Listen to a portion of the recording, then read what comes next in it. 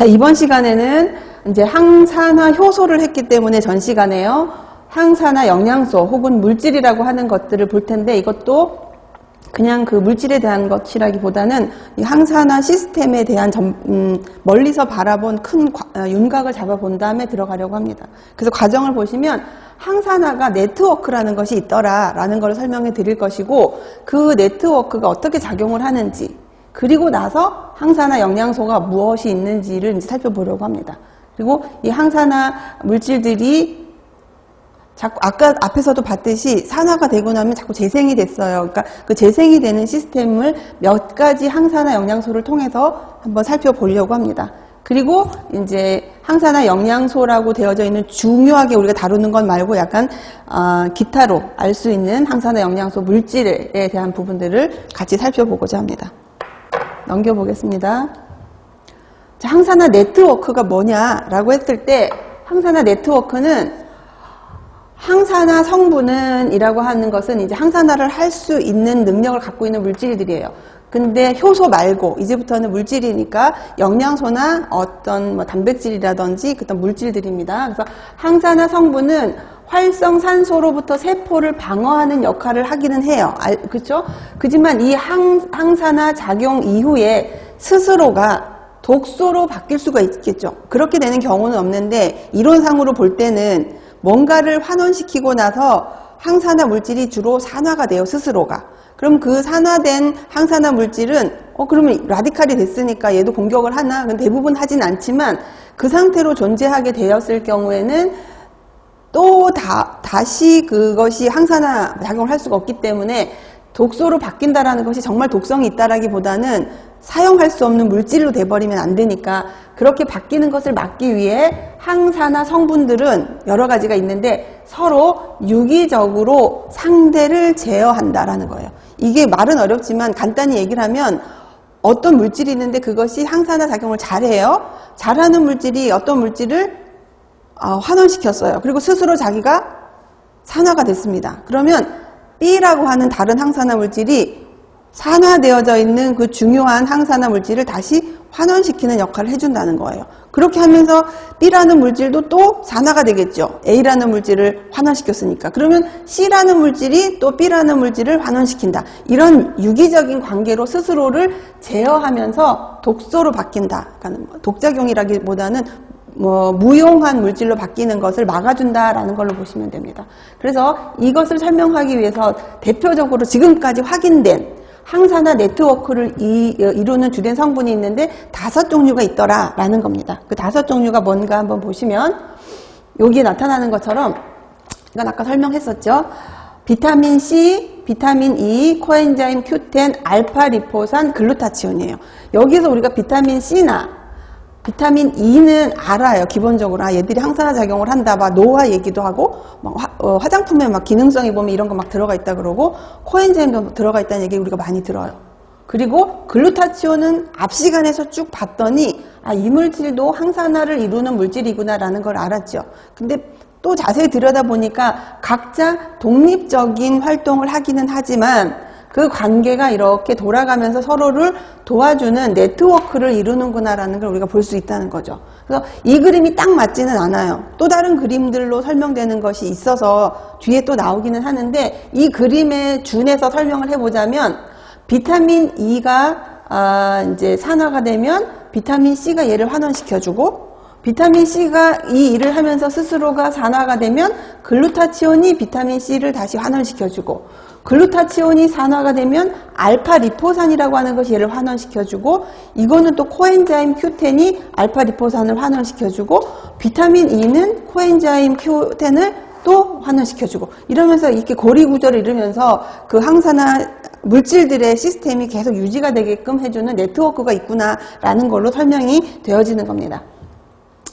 그래서 그걸 이제 다시 정리를 해보면, 앞에 설명했듯이 항산화 성분들은 자신이 전자를 잃어서 활성산소를 정상 상태로 환원시키죠. 우리의 주적은 활성산소예요.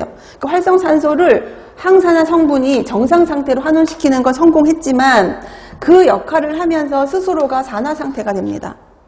그러면 이렇게 산화된 항산화 성분을 다시 환원시켜서 연쇄적인 반응을 일으킨다는 것은 산화되어서 쓸 수 없게 된 항산화 물질을 다시 환원시켜서 또 쓸 수 있는, 재생해서 재활용할 수 있는 반응을 일으켜서 이 항산화 시스템을 유지한다라고 보는 거죠. 그래서 이것도 아까하고 그 순서가 같아요. 내용을 한번 보면 비타민 C나 비타민 E, 코엔자임 Q10, 글루타치온, 알파 리포산, 익숙하지 않은 것들도 있지만 이 5개는 각각 하나가 되기도 하고 재생이 되기도 하는 연쇄 반응을 거쳐서 세포를 재생시키고 대사를 조절합니다. 그러니까 자기가 산화되면서 세포를 살리고, 자기는 나를 도와주는 다른 항산화 물질이 또 나를 살리고, 이렇게 돌아간다라는 거죠. 결론은 뭐냐?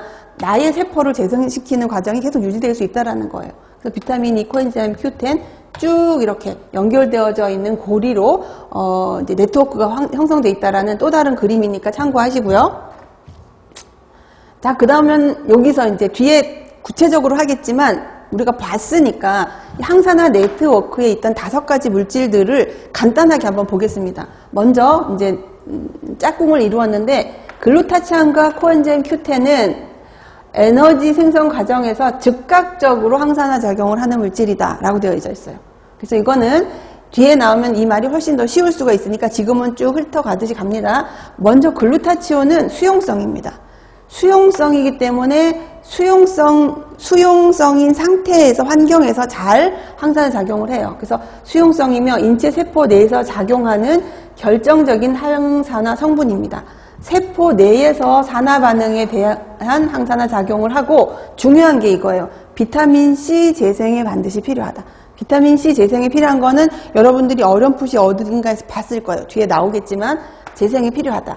그 다음에 코엔자임 Q10이라고 하는 것을 우리가 어디서 봤냐면 앞에 우리가 몇 강의 앞에서 했었던 그 전자 전달계에서 Q가 있었어요. 전자를 전달하는 과정에서 그 코큐라고 해서 유비퀴논이라는 설명도 얘기를 했었는데, 거기에서 전자를 전달하다가 어떻게 잘못하면 거기서 슈퍼옥사이드 라디칼을 만들 수 있는 그 위치에 있는데, 그것 자체도 거기서는 슈퍼옥사이드 라디칼이라고 하는 라디칼을 생성하기도 했으나 코엔자임 Q10은 항산화 네트워크에서 중요한 자리를 차지합니다. 먼저는요, 에너지 대사에 관여하는 조효소로서 작용을 하죠. 어디에서 있었어요? 전자 전달계에서 3번째에 있었어요. 그리고 세포 내에서 1차적인 항산화 성분이며 알파 리포산이라고 하는 물질을 환원하는 데 도움이 됩니다. 앞에 우리가 네트워크를 봤을 때 코큐가 알파 리포산의 환원에 도움을 주는 순서를 볼 수가 있었습니다. 그리고 얘네 둘은 상호관계예요. 상호관계. 얘가 얘도 도와주고 얘가 얘도 도와줍니다. 그리고 여기와 차이는 지용성 성분이에요. 지용성 성분이라는 거는 그렇기 때문에 얘가 미토콘드리아 막에서 자유롭게 움직일 수가 있어요. 막은 인지질이 있죠. 그러니까 지질 성분이 많기 때문에 코큐텐이 거기서 전자 전달하는데 굉장히 유용한 물질이라고 볼 수가 있습니다. 체지방 세포에 대한 산화 환원 반응에 매우 도움이 되는 거다. 그래서 글루타치온은 수용성이고 코엔자임 Q10은 지용성 성분으로서 우리 몸에 중요하다. 구체적인 것은 뒤에서 다시 보기로 하고요. 그 다음에 5가지 중에서 비타민 E와 C, 얘는 2차적인 항산화 작용을 한다.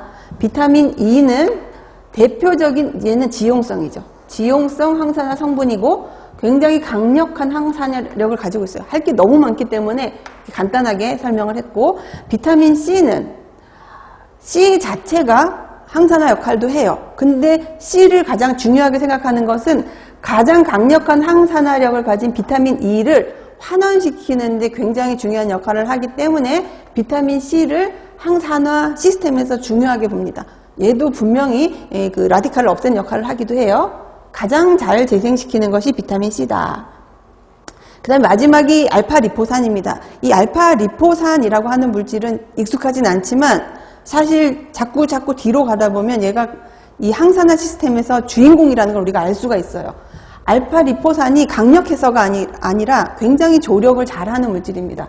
알파 리포산은 여기서 보세요. 수용성과 지용성 모두에서 작용한다. 앞에서 우리가 다 구분을 했죠. 얘는 수용성, 얘는 지용성. 근데 알파 리포산은 수용성에서도 지용성에서도 모두 작용을 할 수가 있고, 각각의 항산화 성분의 작용을 보조하며 광범위한 효능을 나타내요. 그래서 굉장히 많은 일을 하는 대표적인 중심의 항산화 물질인데, 하는 일이 너무 많고 딱 꼬집어 살 수 있는 게 없으니까 우리가 귀에 익숙하지 않을 뿐이지 이 네트워크에서의 리포산은 거의 왕이에요. 왕. 알파 리포산. 그래서 알파 리포산은 세포 내에 미토콘드리아에 존재한다고 합니다. 그리고 에너지 대사에 관여하는 조효소로도 쓰이는데 이건 뒤에서 한번 볼 거예요. 그리고 그러면서 피루부산 대사에 관여하면서 에너지를 생성한다. 그러니까 알파 리포산이라는 것이 항산화 작용만 하는 것이 아니고 에너지 대사를 할 때 조효소로도 쓰이는데 아마 에너지 대사 강의를 다 본 분은 알파 리포산을 알 거예요. 어디서? 피루부산이 그 다음 단계인 아세틸 코A로 진행되는 과정에서 이 과정에서 조효소로 사용이 되는 게 있는데 그거는 뒤에 구체적인 내용을 볼 거고요. 그 다음에 이제 이번 주제에 맞는 이 리포산의 경우는 모든 네트워크의 항산화제를 재생한다. 앞에서 우리가 볼 때는요.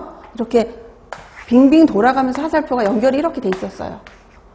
서로서로 도와준다고 했는데 자세히 들어가 보면 이 알파 리포산은 나머지 것들을 다 재생시킬 수 있는 능력이 있어요. 그러니까 얘가 굉장히 유니버셜한 안티옥시던트라고 얘기를 해요. 다방면에서 중요한. 그래서 여기서 모든 네트워크 나머지 4개가 산화됐을 적에 환원되는 과정에 다 도와준다라는 거죠. 그리고 또 하나, 스스로 재생되기도 한다. 그래서 알파 리포산이 항산화 시스템에서는 굉장히 중요한 물질이다라는 거를 이해하시면 되겠습니다. 그래서 방금 얘기했던 거를 정리를 해보면 이렇습니다.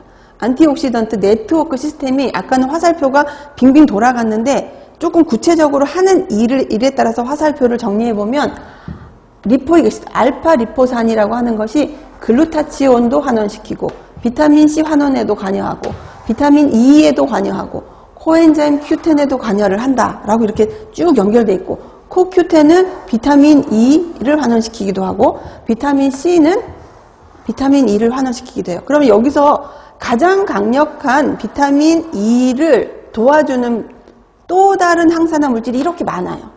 그러니까 얘를 계속 항산화를 유지를 해야 우리 몸이 좋기 때문에 이런 것들을 충분히 섭취를 하거나 우리 몸에서 일할 수 있게 만들어줘야 비타민 E가 자꾸 재생이 되면서 항산화 기능을 할 수가 있는 거죠. 글루타치온도 중요합니다. 그죠? 이 관계들을 우리가 잠시 봤다라고 이해를 하시면 됩니다.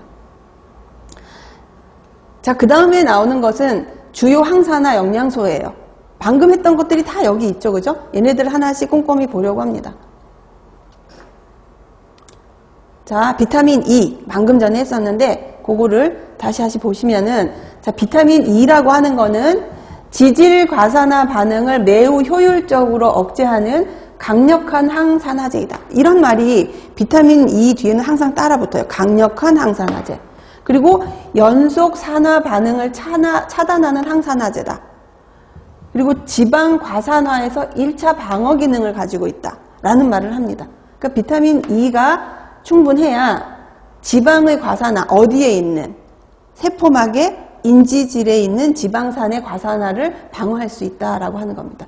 그 내용을 여기서 설명하고 있는데 아까 봤던 그림으로 머리로 한번 생각해 보세요. 뒤에도 나오겠지만 자, 먼저 지질 과산화라 함은 프리 라디칼에 의해서 반응이 시작이 돼요. 개시 단계죠. 그럼 개시 단계가 되면서 그 다음 단계에서 산소에 의해서 퍼옥시 라디칼이 형성됩니다. 이 과정을 우리는 전파 단계라고 얘기를 해요.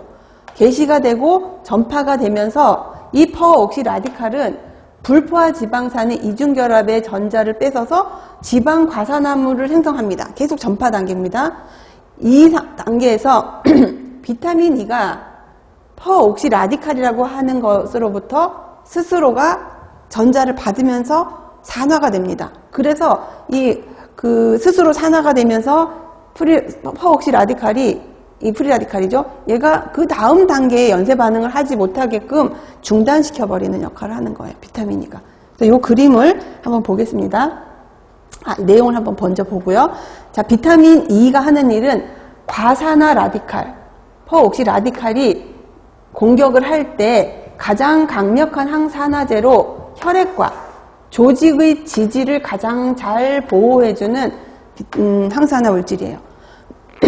그리고 얘의 특징은 많은 라디칼인데 여기서는 대표적으로 얘기를 했지만 이것뿐만이 아니고 대다수의 라디칼들에 대항해서 각각에 대해서 반응 속도가 매우 일정하고 빠릅니다. 빨리 가서 작용을 한다라는 거죠. 그리고 중요한 것은 아주 소량으로도 생체막에서 엄청난 양의 과산화 라디칼에 대해서 생성을 억제할 수 있다라는 좋은 점을 갖고 있는 거예요. 그러니까 아까 왜 우리가 네트워크를 할 때 비타민 E의 재생을 위해서 또 다른 항산화 물질들이 많이 도와주는 이유는 얘가 이렇게 많은 일을 그 중요한 시점에서 잘할 수 있기 때문이다라고 정리를 하셔도 틀리지 않습니다. 그래서 그 그림을 여기서 여러분들이 잘 보일지 모르겠지만 잘 안 보이시면 참고 자료를 보시면 됩니다. 그래서 맨 처음에 우리가 했던 지질 과산화를 기억해 보세요. 프리 라디칼이 개시를 하면 산소에 의해서 퍼옥시 라디칼이 된다 그랬고, 퍼옥시 라디칼은 또 다른 멀쩡한 불포화 지방산으로부터 전자를 빼앗아서 그 물질의 지방 과산화물을 생성해요. 불포화 지방 라디칼도 만들지만 지방 라디칼도 만들지만 계속 진행하면서 지방 과산화물을 만들게 되고, 이 지방 과산화물이 이제 리피드 퍼옥사이드가 진행이 되는 과정을 보게 되는 거죠. 그래서 보시면 이게 그림으로 보여지는 겁니다. 이미테이션이라고 되어 있죠. 팅 이벤트라고 하는데 이게 개시예요. 개시를 하게 되면 이렇게 우리가 나중에 보면 R이라는 말과 L이 이렇게 섞이는데 주로 R이 나오면 아직 지질과는 반응하지 않은 상태를 얘기하는데 이 그림에서는 공통으로 쓰이고 있는 것 같아요. 그래서 일단 여기서 개시되어져 있는 이 물질이 지질 라디칼이 이렇게 되면서 산소와 만나서 퍼옥시 라디칼이 돼요. 이 퍼옥시 라디칼이 드디어 누구를 만나는가? 불포화 지방산을 만나요. 그러면서 얘를 리피드 하이드로 퍼옥시 라디칼을 만들어내는 겁니다. 그러니까 결론은 시작을 해서 전파 단계를 거쳐서 지방산을 공격을 해서 이렇게 하이드록시 퍼옥사이드를 만들어내는 과정이 연결이 계속 되는 거예요. 이 전파가 계속 되는 거죠. 이 과정에서. 계속 만들어낼 수가 있어요. 산소가 만들어지면서 퍼옥시 라디칼을 만들어집니다. 그러면 비타민 E가 들어가게 된다면 어떤 부분을 차단하게 될까? 한번 보세요. 비타민 E는 퍼옥시 라디칼로부터 이렇게 해서 앞에 우리 여기 뭐가 있었죠? 지방이 있었어. 지방산. 불포화 지방산이 있었는데 불포화 지방산을 공격하지 못하게끔 여기에서 비타민 E가 와요. 이 T는 토코페롤이라는 뜻이기 때문에 비타민 E를 의미합니다. 비타민 E가 얘와 반응을 하면서 이렇게 라디칼이 돼요. 토코페롤 라디칼. 그리고 얘가 아까는 여기에서 과산화 지질이 만들어지면서 지질을 공격했는데 그 단계 없이 리피드 하이드로 퍼옥사이드가 이렇게 만들어지면서 종결을 시켜진다라는 거죠. 그래서 여기를 읽어보면 비타민 E는 퍼옥시 라디칼로부터 전자를 받아서 프리 라디칼, 이 퍼옥시 라디칼이 더 이상 진행되지 못하게끔 이렇게 종결시켜 버린다라는 거예요. 이 단계에서. 그래서 이 두 개를 한번 비교해 볼게요.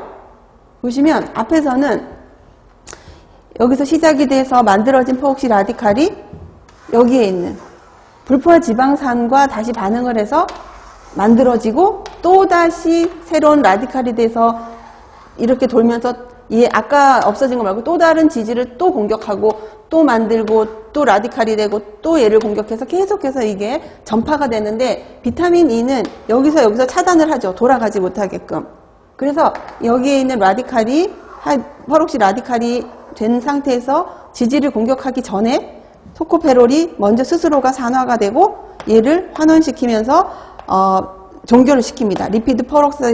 리피드 하이드로 퍼옥사이드를 만들어내게 되는 거죠. 그러면 아직은 안 나왔지만 여기에 있는 토코페롤이 산화가 됐을 적에 다시 환원형으로 만들기 위해서 뭐가 필요할까요? 대표적인 게 비타민 C가 필요하게 됩니다. 그 이야기는 뒤에 다시 나올 겁니다.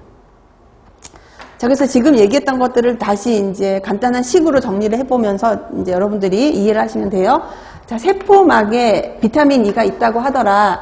이 비타민 E는 세포막이 손상되기 전에 비지질 과산화물, 여기서 보면 R이 붙어 있는 게 있고요. L이 붙어 있는 게 이렇게 나누어져 있어요. 그래서 R이 붙어져 있는 것은 지질과 아직 반응하지 않은 상태에서 라디칼화 되어져 있는 그 이제 활성산소를 얘기를 하는데 비지질 과산화된 이 라디칼이 비타민 E, 여기 E는 비타민 E이고 H가 붙어 있으면 환원형이라고 보시면 돼요. 환원형인 비타민 E와 결합을 하면서 앞에 봤던 그림처럼 이와 같이 과산화물을 생성하고 스스로는 산화가 됩니다. 지질 과산화 반응을 개시하는 라디칼, 얘가 개시 물질이었죠. 하여 비지질 과산화물을 만들면서 종결을 하고, 또는 혹시 좀 진행이 돼서 지질 라디칼이 만들어졌다라고 하면 이 비타민 E가 이 지질 라디칼을 환원시킬 수가 있어요. 그래서 비질 라디칼을 환원하기 위해 자기가 가지고 있던 수소를 얘를 주면서 처음 아무런 문제가 없는 지방산으로 만들고 스스로가 다시 산화된 형태가 되는 겁니다. 세 번째는 지질 퍼옥시 라디칼이 혹시 만들어졌다면, 지질을 공격해서, 그럼 얘도 마찬가지로 수소 하나를 주면서 LOH라고 하는 지질 과산화물을 만들고 스스로 연쇄 반응을 종결시키면서 산화가 되면서 쭉 전달이 되죠. 여기서 말하는 건 뭐냐면, 가장 대표적인 것은 비타민 E가 아직 세포막을 공격하기 전에 개시하려고 하는 그 라디칼을 스스로가 산화되면서 종결시키기도 하고, 혹시나 그때 종결시키지 못하고 지질이 과산화되면서 라디칼을 만들었다면 이러한 라디칼들도 비타민 E가 다 환원시킬 수 있는 힘이 있다. 그러니까 얘를 강력하다라고 얘기를 하는 거죠. 그리고 세포막에 있는 인지질의 이중 결합이 프리 라디칼에 의해서 손상이 된다면, 막에 있던 비타민 E가 프리 라디칼에서 전자를 받아 비타민 E 라디칼, 이 이름이 뭐냐면요, 토코페록실 라디칼이에요. 이것이 비타민 E의 라디칼, 비타민 E가 라디칼화 됐을 때 이름입니다. 그냥 간단히 비타민 E 라디칼이라고 해도 되고, 토코페록실 라디칼이라고 해도 돼요. 이런 물질이 되고, 이 물질은 다시 비타민 C가 비타민 E 라디칼로부터 전자를 받아서 글루타치온 포옥시다제와 NADPH에 의하여 프리 라디칼이 없어지고 막에서 프리 라디칼이 소거되게 된다. 이거 어디서 많이 봤던 거와 비슷하죠, 그죠? 앞에서 우리가 설명했었던 부분이 있었는데, 글루타치온 포옥시다제가 하는 일 중에서 과산화 수소를 똑같은 방법으로 무독화 시켰는데 비타민 C와 반응할 적에도 글루타치온 포옥시다제가 그 일을 한다라는 겁니다. 요걸 그대로 보시면 봅시다. 세포막이 있었는데 여기 유리 라디칼이 반응을 하면서 유리 라디칼과 산소가 같이 반응을 하죠. 그래서 만들어진 것이 포옥시 라디칼이었어요. 이 포옥시 라디칼이 여기에 있는 세포막을 공격하기 전에 비타민 E가 스스로 산화가 되고 얘를 과산화물로 만들면서 종결시켰죠. 그럼 비타민 E는 비타민 C가 다시 이렇게 환원형인 비타민 E로 만들어주면서 스스로는 비타민 C 라디칼이 되는 거예요. 그 비타민 C 라디칼도 다시 비타민 C가 되어야 되는데, 이때 글루타치온이라고 하는 물질이 글루타치온 퍼옥시다제의 도움으로 비타민 C를 다시 환원시켜 줍니다. 그 얘를 환원시키면 스스로는 또 산화가 되겠죠. 산화가 되는 것이 GSSG라고 얘기했는데, 요것은 또 이런 시스템에서 계속 차바퀴가 돌아가려면 환원이 돼야 되는데, 그 과정에서 글루타치온 리덕타제가 필요하고 NADPH가 도와주면서 쭉 대사가 되면 결국은 여기에 있었던 라디칼이 이 시스템을 통해서 점이 갑자기 없어졌어요. 그 말이 바로 프리 라디칼이 소거되어졌습니다 라고 정리가 하게 되는 거죠. 그래서 요 단계 E, C, 글루타치온은 우리가 봤던 네트워크의 한쪽 구석이라고 이해를 하시면 돼요. 한 부분이 설명이 됐다라고 보시면 됩니다. 자, 요거는 아까 우리가 봤던 거는 여기서부터 봤어요. 그럼 반대로 여기에서 만들어진 과산화물 역시도 이렇게 알코올화 되면서 무독화되는 거거든요. 이 과정도 예를 들어서 여기가 수소라고 치면 여러분 이거 이름이 뭐예요? 과산화 수소죠. 근데 끝에 R이라고 해서 지방이 아닌 형태의 어떤 과산화물이 만들어지더라도 동일하게 글루타치온 포옥시다제와 글루타치온 리덕타제와 NADPH가 있으면 이와 같은 과정을 거치면서 무독화 과정이 된다. 그러니까 이 시스템에서는 이 방법과 이 방법을 통해서 이제 소멸이 되어지는 것을 우리가 볼 수가 있는 겁니다. 요거를 같이 정리를 하시면 될 것 같습니다.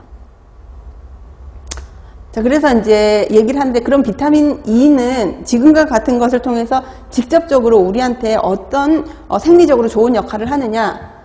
생체 내에서는 주로 세포막에 존재합니다. 지용성이니까 그 세포막 자체가 지방 성분이 많죠. 인지질도 있고 콜레스테롤도 있고, 그죠? 그래서 닭가의 불포화 지방산이 상화되는 것을 막아요. 어떻게? 앞에서 봤잖아요. 활성산소가 와서 공격하기 전에 자기가 먼저 방어를 한다. 그런 것도 하고, 또 하나는 혈액 안에서 LDL이 산화되는 것을 막아주기도 합니다. 혈액 안에서 LDL 산화를 막아주기도 하고, 그 다음에 산소에 지속적으로 노출되기 쉬운, 산소를 가장 우리 몸에서 자주 만나는 조직이 뭐냐? 숨을 쉬니까 폐겠고, 그 산소를 온몸에 나르는 적혈구가 사실은 산소와 가장 늘 가깝게 있어요. 걔네들이 그런 좋은 일을 하지만 그 과정은 스스로가 쉽게 산화될 수 있는 환경에 노출됐다라고 볼 수가 있는 거예요. 그래서 산소에 지속적으로 노출되어 손상받을 수 있는 조직인 적혈구와 폐세포를 보호하는 기능을 비타민 E가 해주더라. 그리고 면역력도 증가시켜주는 역할을 한다. 면역력 증가는 우리가 앞에서 활성산소가 면역 시스템에 어떤 문제를 일으키는지를 봤습니다. 그런 것들을 비타민 E가 막아준다라고 이해를 하시면 돼요. 그 다음에 사이클로 옥시게나아제의 활성을 방해함으로써 혈소판의 윽집을 억제한다. 요거는 우리가 여기서는 안 배웠지만 이것은 지방산 20개짜리의 지방산이 있는데 뭐가 20개냐면 탄소수가 20개인 지방산은 우리 몸에서 굉장히 활성이 높은 물질로 바뀌기도 해요. 그것을 우리가 에이코사노이드라고 합니다. 프로스타그란딘이라고 얘기하기도 해요. 이렇게 만드는 것들 중에서 이 사이클로옥시게나제가 20개의 탄소를 가진 지방산에 반응을 하면서 만들어지는 그 에이코사노이드 중에 일부가 혈소판의 응집을 억제하는 그런 역할을 해요. 그러니까 혈소판의 응집을 억제하는 게 아니고 혈소판의 응집을 하는 에이코사노이드가 있어요. 근데 그것이 만들어지지 않게끔 이 효소의 활성을 방해함으로써 혈소판의 응집을 억제하게 한다라는 거죠. 이 부분도 이야기를 하면 굉장히 길기 때문에 거기까지는 안 하고, 아무튼 비타민 E는 혈액의 응급, 혈소판의 응집이라고 하는 것은 혈행의 흐름을 잘 못하게 하는 거예요. 그리고 동맥경화가 쉽게 생길 수 있게 되는 상황입니다. 그러니까 비타민 E는 혈액 속에서 혈소판의 응집을 억제하는 역할을 하는 그런 역할도 하더라라는 걸로 정리를 하시면 좋을 것 같습니다. 자, 여기까지 하고 쉬었다 하겠습니다.